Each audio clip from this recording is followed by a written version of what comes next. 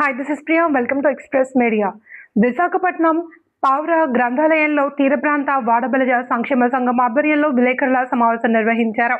ఈ సందర్భంగా వాడబలిజి మత్స్యకారుల సమస్యలు, హక్కులు, అభివృద్ధి, సంక్షేమంపై సంఘ నాయకులు మాట్లాడారు. వాడబలిజి మత్స్యకార సంఘం అధ్యక్షులు అర్జాల రమణ మాట్లాడుతూ వాడబలిజి మత్స్యకారుల కోసం ప్రత్యేక బీసీ కార్పొరేషన్ ఏర్పాటు చేయాలి అని ప్రభుత్వాన్ని కోరారు. విశాఖపట్నంలో వాడబలిజి సామాజిక భవనం నిర్మాణం కోసం 500 గజాల స్థలం కేటాయించాలి అని డిమాండ్ చేశారు. సముద్రంలో చేపల వేటకు వెళ్లే మత్స్యకారుల భద్రత కోసం ప్రత్యేక సేఫ్టీ, రక్షణ సదుపాయాలు కల్పించాలి అని కారి గోవిందరాజు మాట్లాడుతూ తమ వర్గానికి తగిన రాజకీయ ప్రాతినిధ్యం కల్పించాలి అని, ఎమ్మెల్సీ, కార్పొరేషన్ తదితర ప్రభుత్వ పదవుల్లో అవకాశాలు కల్పించాలి అని విజ్ఞప్తి చేశారు.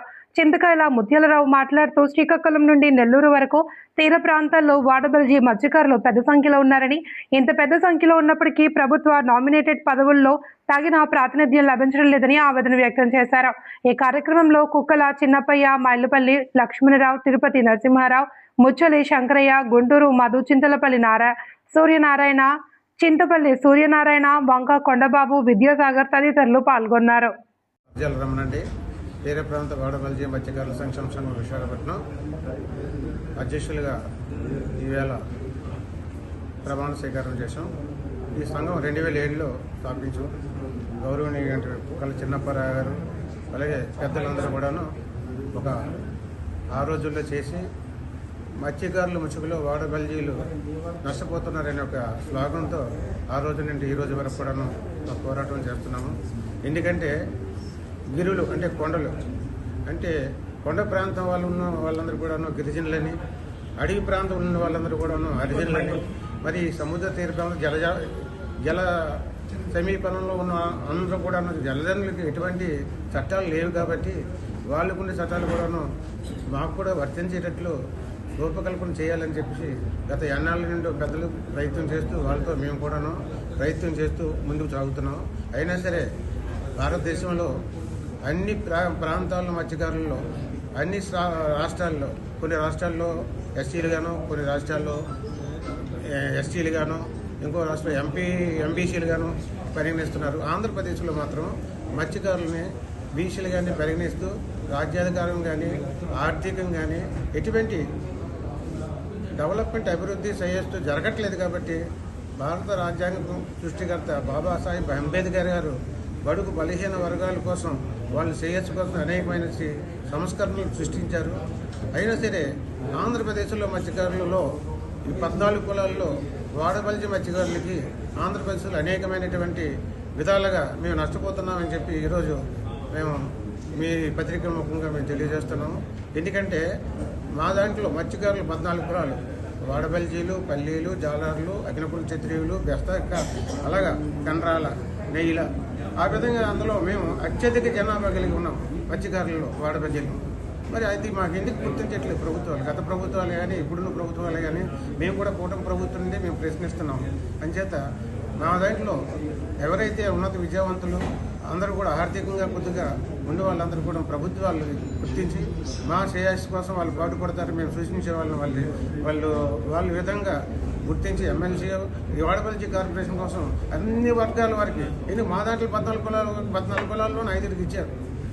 అగ్నికుల క్షత్రియ కార్పొరేషన్ ఉంది, వెస్తా కార్పొరేషన్ ఉంది, ఒడ్డేరి కార్పొరేషన్. మాకు ఎందుకు ఇవ్వాలి? మాకు జనాభా ఎక్కువ.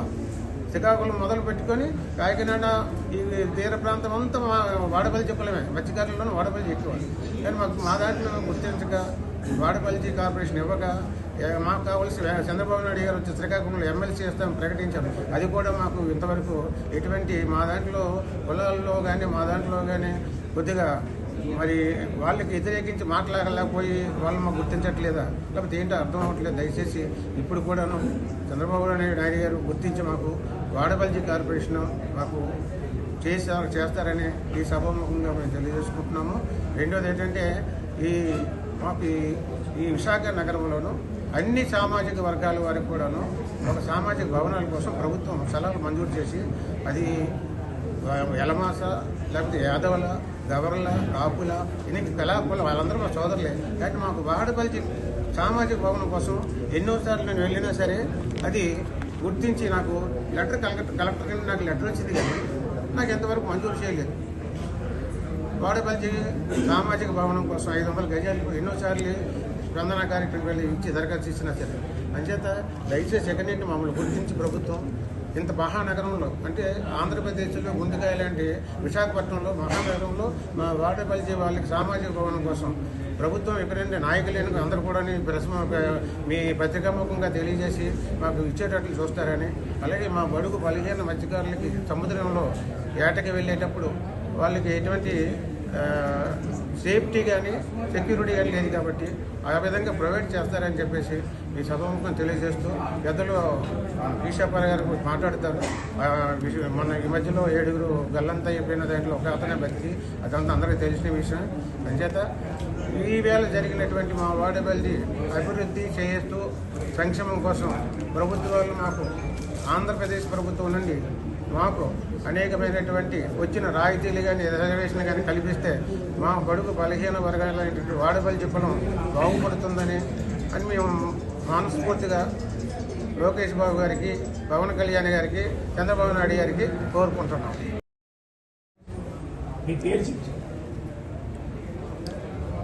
అందరికీ నమస్కారం అండి. నా పేరు చింతకాయల ముత్యాలు. నేను వాడబల్జ కులస్తుడిని. ఆంధ్రప్రదేశ్ రాష్ట్ర మత్స్యకార కులాల సంక్షేమ సంఘాల సమాఖ్య రాష్ట్ర ప్రధాన కార్యదర్శిగా పనిచేస్తున్నాను.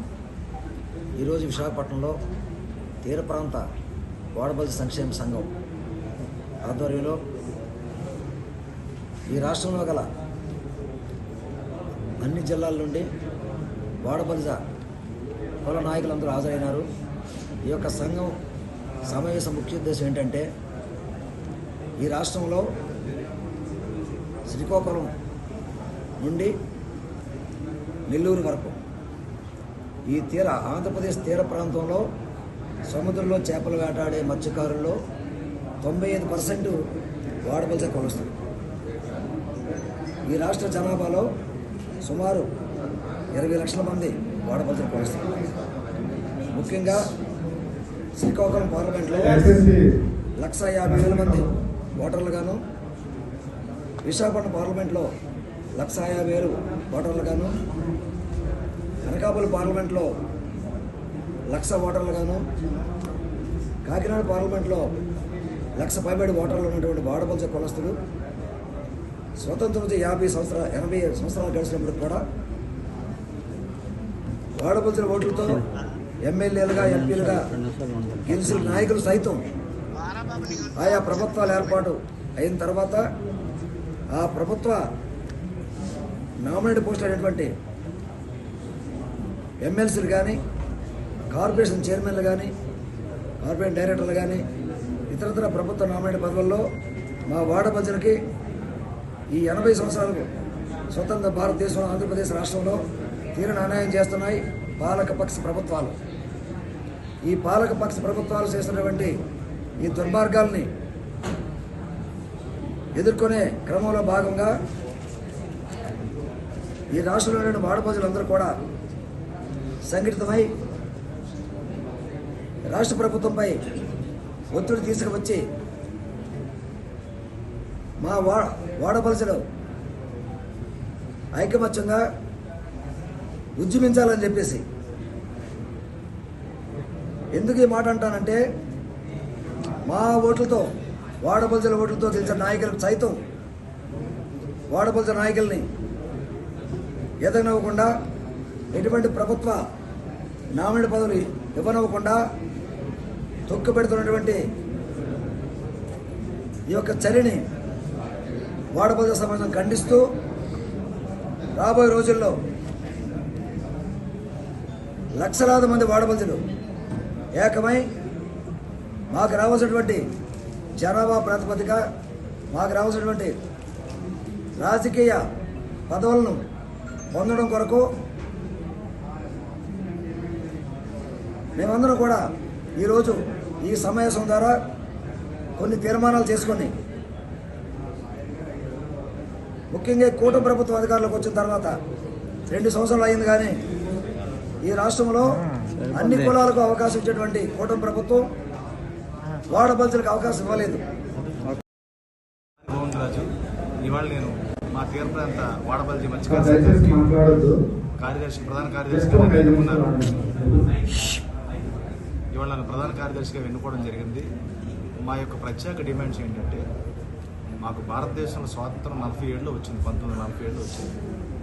ఈ ఆంధ్రప్రదేశ్లో మా తాలూకా తీర ప్రాంతం పలాస నుంచి ఇంచుమించుగా ఈ 14-15 జిల్లాల వరకు కూడా సుదీర్ఘ ప్రాంతం అంతా కూడా మా వాడబల్చి కులం ఉంది. నేను ఆల్మోస్ట్ క్లాస్మేట్స్ని అనుకుంటాను. మరి మనం యాక్చువల్గా చదువుల్లో సరైన తెలివితేట అతనికి రాలేదు, కానీ అంటే చాలా తెలివైన